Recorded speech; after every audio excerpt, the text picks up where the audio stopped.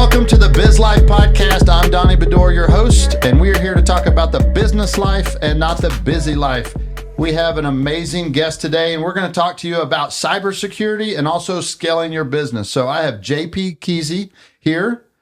Welcome. Glad you're here. I'm glad to be here. Thank you for inviting me. Yes, sir.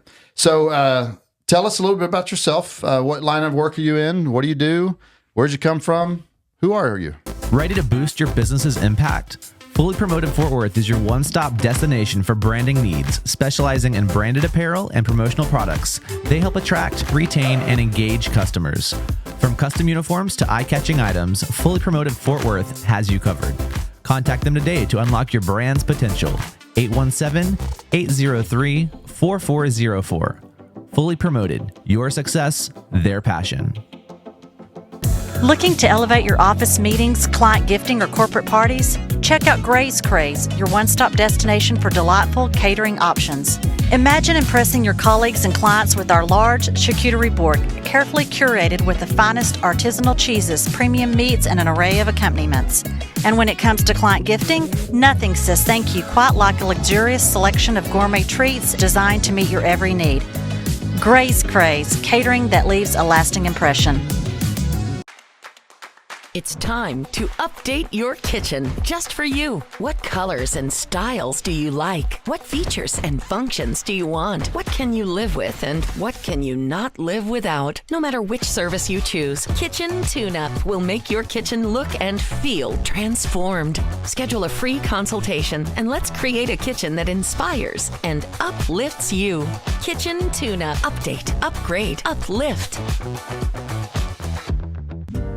Overwhelmed by the thought of remodeling your bathroom? Tired of juggling between stores and contractors to find all the pieces for your dream bathroom?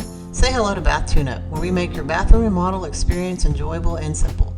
We are your one-stop shop for everything you need: tile, flooring, vanities, walk-in showers, tubs, finishes, and more. Our team is committed to bringing your dream bathroom to life, from the first call to the final walkthrough. With Bath Tune-Up, experience a transformation of your bathroom hassle-free. Bath Tune-Up, dream, design, done. Call Mike Doherty today. Oh, gosh. Born and reared. I mean, how far back you want me to go? Born and reared here in Fort Worth. Okay. 54 years now. Nice. Oddly enough, we were talking about this place being a meat market. I knew it way back in the day when it was a meat market. Yeah, that's crazy. But born and reared here. I've got one sister. Dad died when I was 11. That kind of sprung me into some things that we probably get into here in a little bit. And currently, right now, I got bit by the entrepreneurial bug, and as Simon Sinek says, I had an entrepreneurial seizure back in 97, 98, and started down the IT path. The proper way to go down, I'll tell you that story later, maybe. Okay. That back in the 80s, I was not such a good IT person. I gotcha. And started a business, and just me, and met my business partner around that same time, and convinced him to join our companies together and form. The IT was your first business. Yeah. Yeah. Okay. Yeah. Well, I will go into, that was my first business. I did about 3 other jobs before that. Sure. Which are interesting, by the way. Yeah. But in 2003, we actually officially formed F1 Information Technologies, F1 IT for short, and for the cool kids in the audience. Yeah. All the millennials. Yeah, all the millennials. And so we started out with just the two of us, making a couple $100,000 a year. That was resulted with the way that we were running our business into about $2.27 per hour, because as much as we were working. Right. And we've grown it now through word of mouth only referrals. Wow. From that to, there's 18 of us, and we're probably about 2 or 3 short. We should be about 21 people right now, and running a little over $4 million a year in revenue. Dang, that's awesome. Yeah. Wow, congratulations. So 21 years now. 21. Wow. Yes, last year was our 20-year anniversary. Nice. A lot of times I will sit there and count the 4 or 5 years ahead of that. So I'll say I've officially had my own business for 25 years. I got you. Yeah. Great. Well, what did you do before that? So my wife tells me, Holly, tells me I should tell this story more often, and I should not cringe when I talk about it, but or be super embarrassed. But I'm one of those folks that has a strong faith. Okay. And I'm a little embarrassed about my background, but I'm trying not to be. So I did not finish high school. Okay. And I went through 10th grade 3 times at Southwest High School, not too far from here. Yeah. And I decided that school was not for me. Yeah. And so I quit. Okay. And at the time that I was going through school, I was working at a magic shop. Those folks that may be listening to this from around the area will know it, Magic Et Cetera. Okay. It is now Magic Et Cetera Fort Worth Costume Company. And Derek Kennedy is the owner and taught me a lot about life and was kind of my pseudo dad without knowing he was my pseudo dad. Gotcha. And so went through all that process with him. And at the same time, I started right when I turned 17. I lived out on my own after quitting school and decided that one job wasn't enough. So I needed to get 2 more. So I worked 3 jobs for a couple of years in the magic shop. I worked as a butcher at Kroger for many years, and I drove a forklift at Sam's Wholesale for several years as well. So that's somewhere in that time frame. It's a longer story, but I met Holly, who was the pharmacist at the Kroger, and so the pharmacist. I cut myself. There's a scar right here. You can probably see it under these lights. Yeah. Yep. Cut myself right there. I was never afraid to talk to any girls whatsoever, but I was a huge nerd, so not many of them talked back to me, but I had no problem talking to them, and she was like, no, you're trouble. I don't want to talk to you. And convinced her, and we went out, and I knew right away she was going to be my wife. Wow. And so she convinced me to go get my GED, and then I was a stay-at-home dad for a couple of years, took care of 10 kids, my 3 and my brother-in-law's other 7. Wow. And in that time, I decided to go over to SMU and get some formal trade training, a bunch of acronyms after my name in the IT world, right? Yeah. So a lot of Microsoft, Novell, Unix, Cisco stuff. Yeah. And the company that I worked at was more of a consulting firm, just breaking into kind of the IT side of things. They were programmers. Okay. And they had all their eggs in 2 baskets. They lost 2 accounts. And so that's where I met my business partner. And so they let us out of our non-competes, and we each started our own thing and kept in touch and kept helping each other. And that was in the late 90s. And that's what led up to us forming F1 IT. Yeah. Well, that's cool. No, thank you for sharing that. You know, my mom, she actually dropped out in 8th grade. She married my dad. Nice. In 8th grade. She was 13. In 8th grade? 13. Yeah. My dad was 23. That's the way it was in the old days. And they're still married. Yeah. It really is. Yeah. Yeah. Yep. They're still married. So takes work. Yep. If you're not willing to put in the work, you shouldn't be doing anything. True story. Okay. Well, tell me, I don't know much about cybersecurity, right? So your business, F1 IT, is there a certain area of cybersecurity that it specializes in, or tell me more about that. That's a great question. Yeah. Thanks. The history of F1 IT, we had mostly medical clients, healthcare stuff. Okay. And so we got very familiar and very good at the security side of things with HIPAA. And so we actually built a brand around that where we were known more from that aspect of it. We had a lot of different healthcare, And so and that's really just protecting the data that they have, right? The patient information. Okay. And that's morphed into a lot of things that we hear about today from a word cybersecurity, right? Right. I don't really subscribe to that. It's more digital security than it is cybersecurity because everybody doesn't put everything out in the cloud, which is where cyber kind of came from, in that way. But from a digital security, whether it's your phone or, maybe you have a digital wallet, or you're doing crypto or you're doing anything. So you need to protect all of that data, period, no matter what. Yeah. And so what morphed into was us dealing with a lot of regulated industries. So we deal a lot with HIPAA still. We've got a lot of clients around that. We've got a lot around the financial institutions. So the Security and Exchange, SEC, the FCC, the FAA. We've got a few clients that have to deal with the aerospace type stuff, which leads into government contracting type stuff. So NIST 800, 171. I'm throwing a lot of acronyms at you. Yeah. there's a lot of long names that go along with those acronyms. No worries. But it's all around regulations, meaning that you have data, Right. you have somebody's name, phone number, social security, you have contract numbers, you've got names of your clients, you know, in your databases, whether it's your contact relation database, your CRM, Right. or maybe it's in your HR system. Right. Maybe it's in, you know, your accounting system. So all of that data has something private in it that you need to keep secure. Yeah, and that's really, you know, whenever I reached out to you to have you come onto the show, I was like, man, I know you'll have some good insight for maybe the small business owner, right? Because they think, I'm a small business owner, you know, what is it to me? You know, I don't worry about this digital security or anything like that. And if you have customers' information of any sort, you should be worrying about it, right? And so I'd really like to find out as we dig into this, right?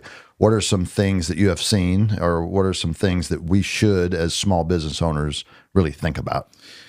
Before we start down that, I will say that you touched on something that I find that a lot of folks kind of just blow off, right? Is they have a patient, or they have a client database. You, for example, crazy. You know, you've got clients. Yep. You should be, and are actually, there are some laws around that you need to keep it protected. Every state in the union now has a failure or a duty to notify in case of a breach. And the word breach is actually now a legal term. So the first thing I would advise everybody, don't use that word. If you think that you've been hacked, or something's awry, you just don't use the word breach. Don't email your IT people and say, hey, I think I've been breached. Just don't say that. Yeah. Because it's a legal term, and I won't go into the details about it because I'm not a lawyer, by the way. But but whenever you write, whatever you say, I mean, just imagine it being up on a screen for the world, a jury and the world to see it. Yeah. I hear you there.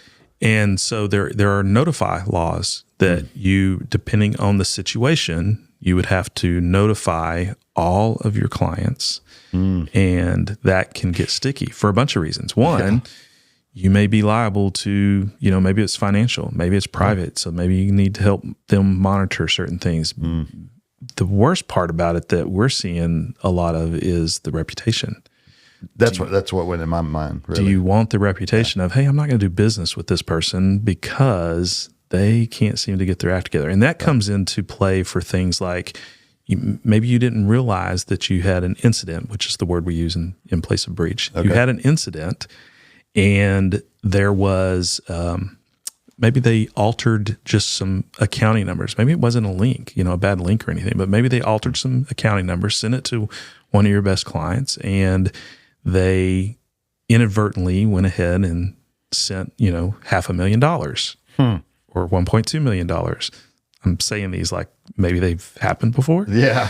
And so you don't want to necessarily have that reputation. So now you're scrambling and you're saying, okay, what do I do? Well, that's not the time to ask, what do you do? The time to ask for that is ahead of time. Yeah.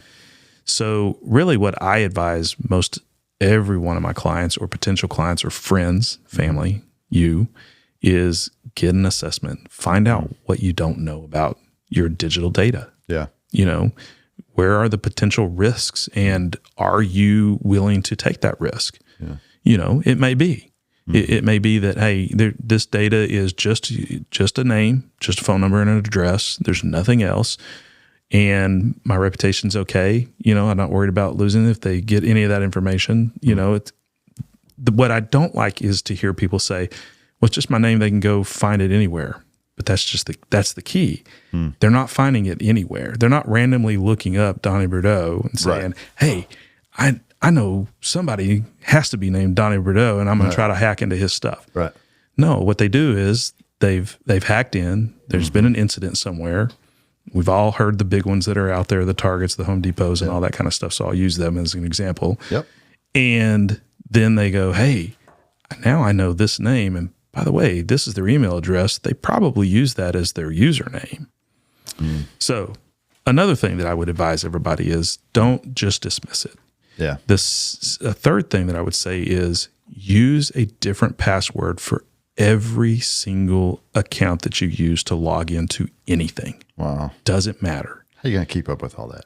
use a password manager. There's plenty of them. Keeper's one, Keeper LastPass. There's a few of them out there. Yeah. That really helps keep up with all that stuff. Don't write them down unless you're going to leave them only at home, right? People don't do that though. No. Put a sticky right on your computer. Yeah, please don't. Yeah. It makes me cringe. Yeah, I've seen that. So those are a few things that I would definitely do. Yeah. That being said, it's good advice. if, again, ahead of time, make sure that you have some sort of either E&O insurance or cyber insurance that's protecting you from that. They have it now for just individuals as well as companies. And you have to look at it to see what your risk is, what the cost of that is. And so there's some definite processes that you need to go through to make sure you're getting the right amount of cyber insurance and E&O. Yeah, interesting. Well, I'm sure there's probably some viewers watching that are like, okay, he just talked way over my head on a lot of stuff, right? What do I need, right? And I guess if we back it up a step and say, okay, well, before what you need, we have to evaluate what you got, right? And what does that evaluation process look like, right? What is let's just, hypothetically, you came into Grace Craze or a business of mine. What would you first, maybe some action steps? What would you do or look for? There's two real big key things, right? First is to figure out what your assets are. And there's huge debate in our industry of what exactly is an asset. And I won't get into any of that. Yeah. But the simple thing is, what hardware do you have? What are the logins to it? And what software do you have? And what are the logins to it? Right.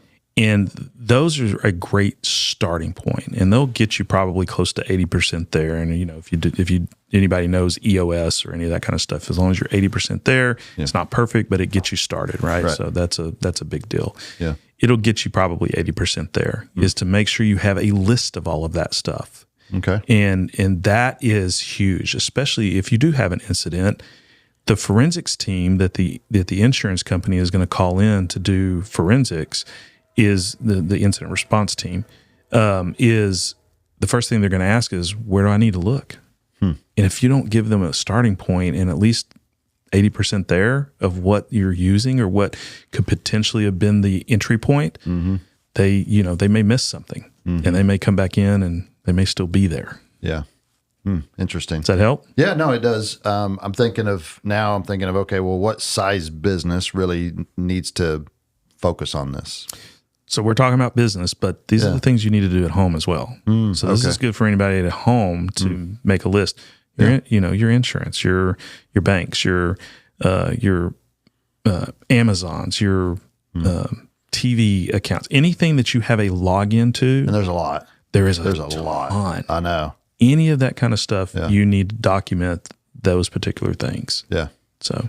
Yeah, and you're talking about just writing down username, password, or having that stored somewhere? I wouldn't necessarily write down the password because you're going to use a password manager to keep up with that. And that'll keep up with your username as well. Yeah. But it's good to have that all written out. If you're not using a password manager, at least in one central spot to have at least a username and the name of the software. Okay. And maybe even a website to that software or that access, whether it's Amazon or your bank or whatever, just someplace to give them a starting point to where they need to look. Because so an incident response team and your lawyers are going to need this information, and they're not going to use it just to check there. They're going to go to the dark web and start looking around there to find out, hey, is any of this information out right now? And so they can start doing remediation acts at that particular point. So that asset list is extremely important. Yeah. Okay. I got you. Wow. Okay. What are some things that you have seen that where, and you may have practically already answered this, maybe rephrase it so I can understand it, but what are some things that like small business owners made mistakes where, they've, you look back and you're like, crap. That's a good question. I'm a little biased, obviously, because it's my industry, and I'm super involved in my industry, and I'm. That's why I have you here. Because I don't know much about what you know, so I'm willing to learn. I don't have a really good answer for a starting point, but I will say that some of the more important things are probably one of the single most important things. I do have a good answer for this. Okay. One of the single most important things you can do is have a multi-factor authentication on every place you log into an account. And I've seen that more and more here lately, right? It's, I guess, where they'll send you a text, you put the text code in. Is that what you're talking about? That's one form of the multi-factor authentication, right? So you'll hear people say 2FA, two-factor authentication, which means you know two factors of who you are, your identity. Okay. It's who you are and something you know and maybe what you have. Those are three very key elements to multi-factor authentication. Okay. And what that means is you got to prove you're you. So then, like on your iPhone, for example, it sees your face. Yep. The physical piece is I have the iPhone. Right. And then the other part is proving that it's you to access something particular, whether that's a username and a password. Right. But you're adding multi-factors, multi-layers in there for them to get past the threat actor to get past that. Yeah. So if you have a solution, in your case, let's say it's the Grays Crazes CRM. Right. Well, when you log into it, username, password, it's going to text you back a number. That's one thing. The other, the better solutions out there are the ones that use what they call push notification. Okay. So you get a notification through one of these solutions that says, "Hey, Donnie's trying to log into this account, and he's got the device, he's got the site right, he's got the username right, he's got the password right. Is it really you?" And it pushes a notification to your phone that says, "Hey, you're trying to log into this thing, this CRM." Right. And you have a yes or a no. Yeah. Well, yeah, I am. So click yes. Right. No, I'm not, because somebody else has apparently got some of the information they're trying to get through. Right. Those are some of the better multi-factor authentication solutions out there. Yeah. But unfortunately, very unfortunately, a lot of technology software vendors have not matured enough to include that, or they're charging for it. And I'm a huge advocate for them not charging extra for that. They shouldn't. No, they shouldn't. Not at all. There's, I won't say the websites. No, I hear you. In the push notifications, YouTube is now doing that. They are? Yeah, on my YouTube account. Whenever I log in, I get notifications. If my kids log into the same YouTube account, I get notifications. And Google owns YouTube. Right. So if you're trying to access your Google account, then it's going to ask you, "Hey, open up the YouTube app." That's right. Because it's already going through part of that MFA. Yeah, yep. So as far as so really a lot of what you're saying to me is connecting to the software we're using, right? Some, as a small business owner, I may not have the ability to be able to get them to do this. Yeah. Right. So now what? Right. So for instance, Grace Craze, we use a software called Toast. Yep. It's a pretty large, software company that a lot of restaurants use. Right. And so it's really just, username and password to log in. Yeah. Right. So what would be, I guess, other than making sure you don't have your password on a dumb sticky note on your computer, right? Everybody has their own password. Don't share your passwords, right? We know that. What are some other advices that you could give to someone like that? Well, a simple one for all your passwords is the longer it is, the better. It used to be the more complicated, the better, but we've proven that over the years to be not the case. Okay. So the longer it is, the better. It doesn't necessarily have to be complicated. And some of the ones that work the best nowadays are like a 5, 6, 7 phrase word, separated by a dash or a comma. Oh, okay. So happy, Fiji, house, Donnie. I gotcha. Oh, wow. And then with dashes in between them. Yeah. Just some long random passphrase like that. Right. Okay.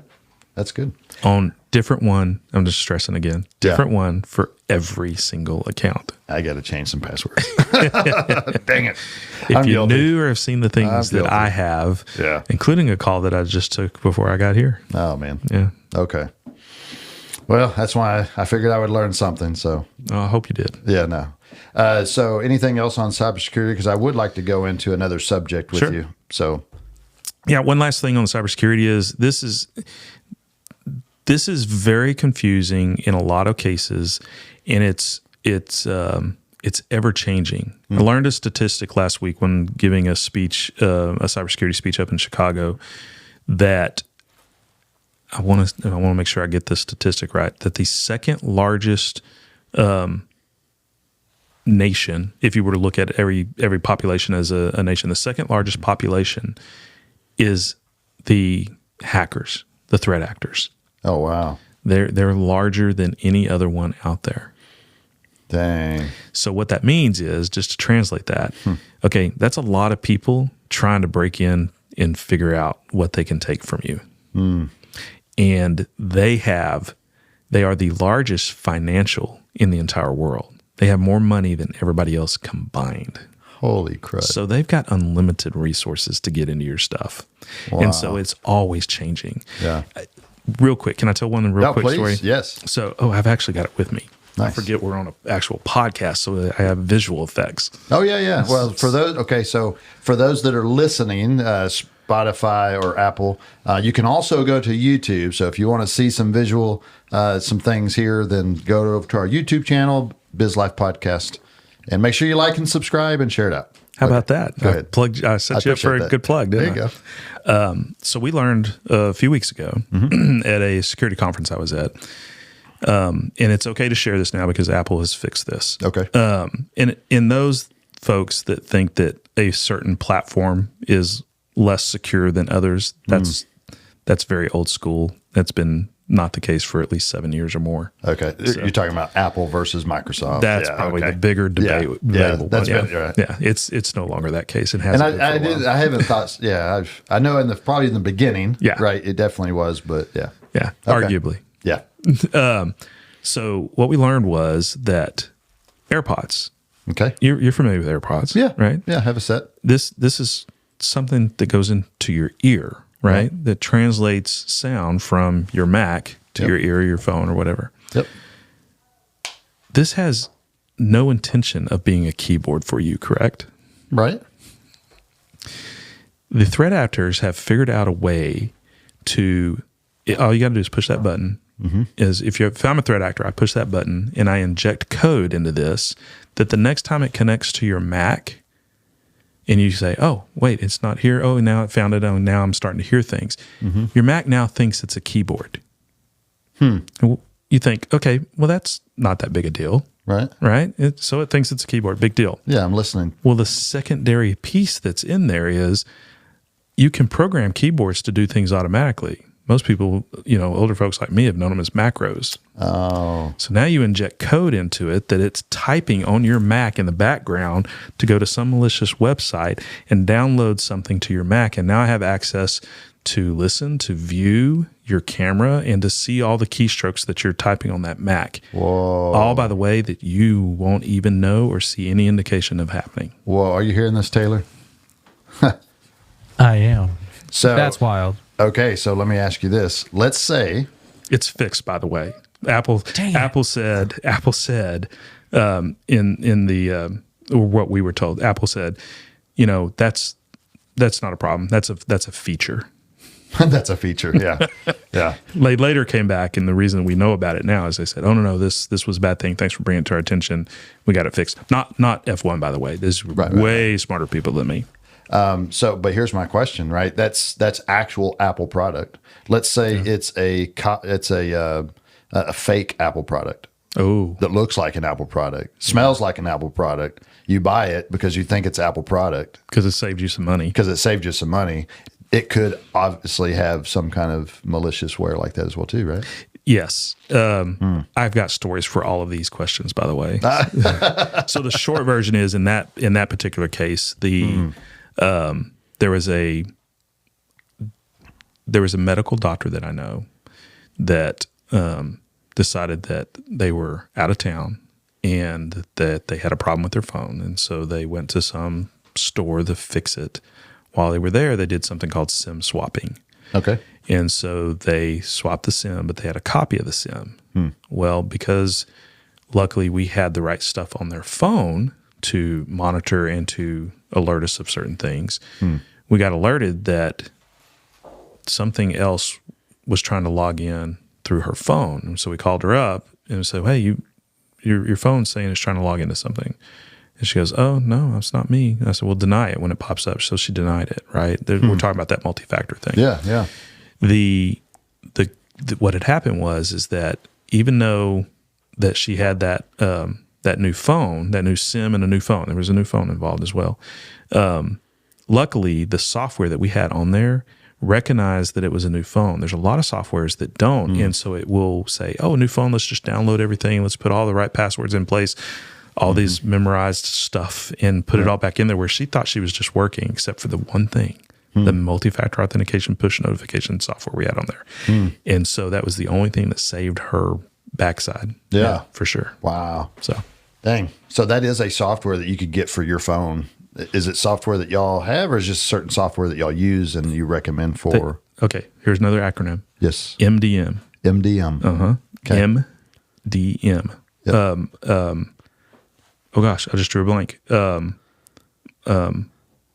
Mobile device management. Sorry. Okay. Yeah. Yeah. All That's right. what it stands for. And those are the software that you have on there to monitor that kind of stuff. Got it. We'll definitely talk more on that. Yes, sir. Yeah, for sure. Interesting.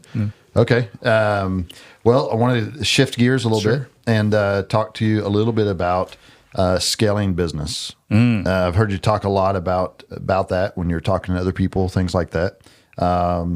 Obviously, whenever you go into a small business, well, I say obviously, not everybody, I guess, wants to scale their business, but some do. Right. Some are probably like, hey, I'm fine with my little mom and pop business and we're doing great. And that's it. Others are like, hey, I'd like to own 10 of these things or whatever. Right. So what are some things that you have seen that have been beneficial to you to grow and scale your business? Well, I hope I didn't discredit myself when I said I quit high school.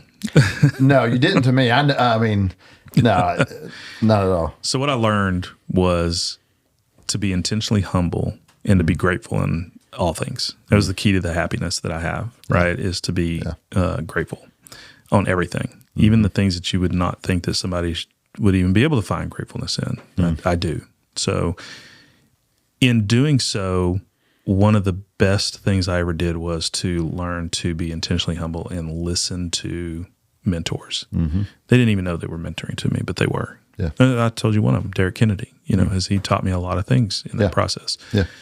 So finding a mentor is one of the first things I try to tell everybody. And second to that is to start mentoring somebody. I don't care who it is. Yeah. Anybody that's willing to let you mentor to them, it can be just a friendship. In many cases, because I had no clue how or what mentoring was, it hit me, back in the early 2000s, and I was like, I need to listen to this guy or this woman. Yeah. And so I did. And then all of a sudden I got challenged one time. I was like, you're doing all this listening, but who are you returning this favor to? And I was like, that's a good question. So I found a competitor, and I encourage, this is what I encourage to all businesses: find a competitor, a small one, just starting out. Yeah. You're not going to be around forever, and you're not that greedy. You may think you are, but you're not. Right. And mentor to them, help them grow. Yeah. It does a couple of things. And one of the things I found out was it really keeps you sharp, right? Because you're going over the things.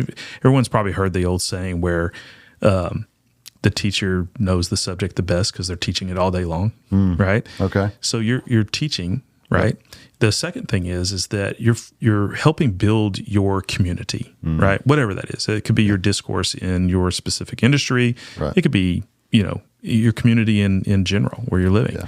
The third thing it does is that if that person, that small competitor, finally wakes up and realizes that his entrepreneurial seizure was a mistake, you have a golden opportunity to bring somebody on that you already know and have vetted out is going to be a good team player and probably has a small little book of business that's going to help out all together. Wow. So that's good. Yeah. That's real good. Yeah. Y'all need to listen to that in the back. I'm telling you, that's good. Yeah, I've always been a huge proponent of mentoring on both sides, right? I've told my kids growing up, I said, you need to find someone that is where you want to go. Yeah. And need to find someone that's in the same place that you're at traveling. And then you need to find someone that is behind you that you can mentor. Absolutely. And so we also have a martial arts business. And so we're 20 years this year hit our 20-year anniversary. Congratulations. Thank you. And so, that's what we teach our students is that, and we pair them up. The higher ranks will say, hey, I want you to pair up with this new white belt that doesn't know anything, and you're going to be his big brother or big sister on the mat, and I want you to cultivate that and teach him everything you know. So that's awesome. I love that. Yep. Well, and along with that, probably the second thing I would advise if you're going to be scaling your business is to get some sort of a peer group or coaching. I mean, let's use an analogy here. Let's kind of go back to what you were saying with, obviously if you're going to learn some of the martial arts, you got to do some training, right? Mm-hmm. You may need to hit the gym. So we all know how to lift almost or work every machine that's in a gym, right? Right. So why don't we? We get the best results usually when we hire a trainer or a coach to come in and help us and hold us accountable. Accountability is a big piece of that. Yeah. And accountability is different from one person to the next. I may listen to my wife tell me I need to go take out the trash. Yeah. Or something of that nature. But if my friend's in the room and says, dude, go take out the trash, I'm probably jumping up right that second and going and doing it, right? So we all consume things a little differently. Yeah, true. So don't just assume that you can just have a friend hold you accountable to something. It may take someone who's in your industry, who's good. Maybe that coach is a good coach in your industry, has the experience, has worked with other competitors maybe. I hate using the word competitors. I'd rather just use the word peers. Yeah. Other peers. Yeah. And they know how and what you need to be doing to maybe scale your business. Yeah. And so a lot of times we just need to be reminded. Mm-hmm. No, that's golden right there, for sure. Yeah. Yeah. That's good. Well, any other advice that you would give the beginning entrepreneur that's starting out, that just got bit by this bug? Yeah. Right? Yeah. Yeah. Be ready to scale. Know if you want to scale or not. Yeah. Okay, here's this.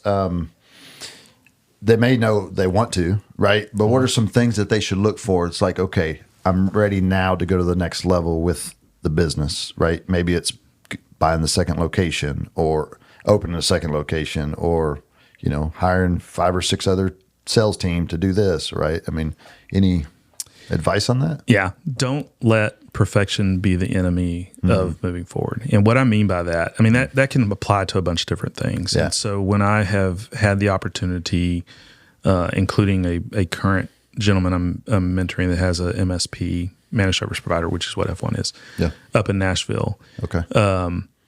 He is great guy, super, super good guy. And so he's afforded me the privilege of mentoring to him. And again, mentoring is just having conversations a lot of the time. Yeah. And he's asked me one time, he says, JP, when do I know I need to hire my first tech? And I said, well, why are you asking that question?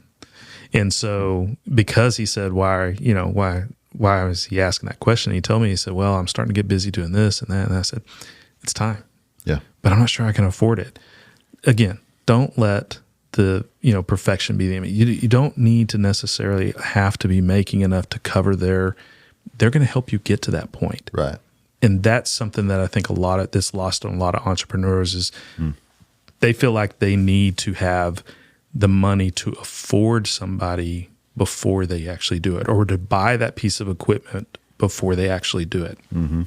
I'm not saying going into debt for anything like that, but probably the best advice I could give them around that is to know your financials in and out. Yeah. And don't be afraid to take those risks. But that's what makes an entrepreneur over just a business person, right? Yeah. There's a book. Can I recommend books? No, please. Okay. Absolutely. There's a book that Wes probably even, Wes is a financial advisor that we know has been on this podcast. Yep. I recommended this book to him, and he apparently has been recommending it a lot as well. It's called Simple Numbers. And it made the financial side of things a lot more clearer to me because in most businesses that start getting, multiple people in them, multiple teams, you quickly realize that there those people that are visionaries that are out there that their heads in the cloud all the time. They got all these crazy ideas. They always come back to the office like, hey, we're going to do this now. and they're just not super focused. And I'm that person. Yeah. And then they've got the integrators. And your integrators are the ones that basically tell the CEO, the visionary, we can't do that, and here's why. Yeah. And then somewhere in the middle is the happy medium, right? Yeah. And so don't be afraid. You don't always, just because your name's on the owner's manual, if you will, you don't always have to have the last and final say, right? You have to be trusting in your team enough to allow somebody to have those conversations with you. Yeah. So that's good. Yeah.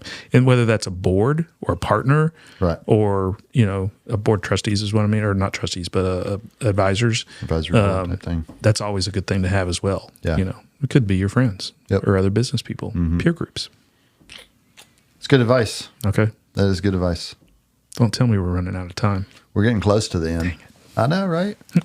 So tell me a little bit. I always like to on the back end of the podcast. Okay. Because those that are listening are probably my wife and your wife. No, I'm just kidding. There's many people that listen, and I appreciate y'all listening and watching. And make sure you, again, like, subscribe, share it out. It really helps out.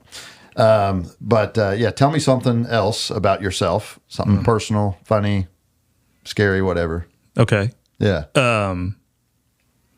I've got about 3 good testimonies of why my faith is as strong as it is.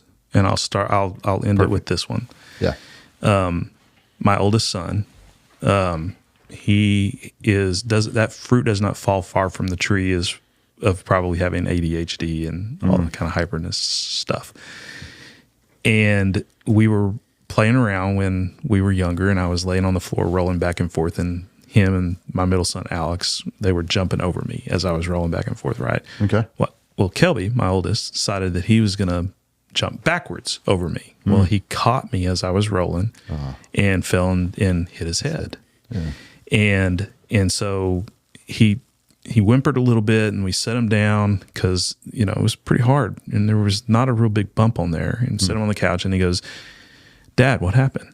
And I said, well, Kelby, you fell and hit your head. How you doing? Oh, I'm good. Dad, what happened? I said, Kelby, you fell and you hit your head. I said, are you okay? He goes, yeah, I'm good. Dad, what happened? Oh, no. And so what had happened was he had obviously lost his short-term memory, concussion, whatever they call it, right? And Holly and I freaked out, and I grabbed him. I put him in the back of the Tahoe that we had at the time in the back seat. And Kelby's a very small kid, right? And he's just small in general, period. And so I'm hauling butt from the west side of Fort Worth over to the south side off of Bryan Irving, where all the hospitals are, because I know I'm going to get there faster than an ambulance would. Oh, I don't blame you. I'd be tearing it up. And this was, I don't know, I want to say probably 9 or 10 o'clock at night.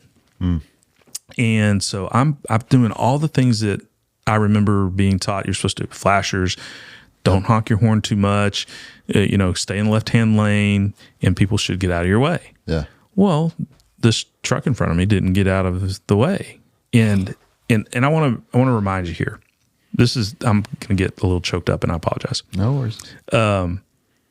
Kelby, literally every second to 2 seconds was, Dad, where are we going? Kelby, you fell and hit your head. Are you okay? Yeah, okay. Dad, where are we going? And I'm trying to stay calm for him, and I'm saying this over and over and over, all the way from the west side of Fort Worth, almost to Aledo, to the south side of Fort Worth. Yeah. And I pull up, and this truck is not getting out of the way. This is on the highway over there on I-20, and not getting out of the way. Yeah. And I'm sure he's thinking, well, he's being a jerk, right? Well, another car pulls up beside me and keeps me from being able to go around him at that point. And I'm still saying all this to Kelby the whole time. And another car comes up behind me, and they box me in. Oh, my gosh. And I'm like ready to just get in a wreck to get around him. Yeah. I was upset, and I'm still trying to stay calm for Kelby, and saying the same thing over and over and over and over. And I look in the rearview mirror as that other car's coming up to me, and I'm going, in my head, I'm saying, SOB, I'm saying all the bad words, right? Yeah. And all of a sudden it's like God thumped me on the head and said, "You dummy, look again." And I look in the rearview mirror and I can't see Kelby. Why is that important? Again, sorry, I'm going to get a little choked up. It's okay. Because God thumped me on the head and I realized I can't see Kelby. Guess what? Nobody else around me can see Kelby. Nobody else knows what I'm going through in that very moment or what Kelby's going through or the life-threatening event that may be happening. They had no clue. No. And they didn't care. Right. And it's not even that they didn't care. They didn't know to care. Right.